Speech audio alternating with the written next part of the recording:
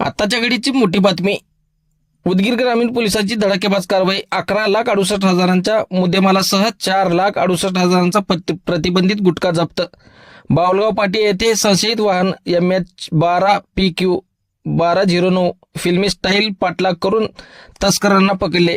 Police अधीक्षक अमोल तांबे, अपर police अधीक्षक मंगेश चव्हाण, उपविभागीय पोलीस अधिकारी गजानन भातलवंडे व पोलीस निरीक्षक दिलीप गाडे यांच्या थेट मार्गदर्शनाखाली उदगीर ग्रामीणच्या DB पथकाने एका संशयास्पद वाहनाचा थरारक पाठलाग केला. बावलगाव पाटी येथे गाडीला वेढा घालून प्रतिबंधित गुटख्यासह 7 लाख किमतीचे वाहन हस्तगत केले. या कर्तव्यदक्ष टीमची कामगिरी पोलीस अंमलदार नामदेव चेवले, सचिन नाडागुडे, राजकुमार डेबिटवार, संदीप केंद्रे आणि लोखंडे, बेकायदेशीर गुटखा तस्करांचे कंबरडे मोडणाऱ्या उदगीर ग्रामीण पोलिसांचे सर्वत्र कौतुक होत आहे.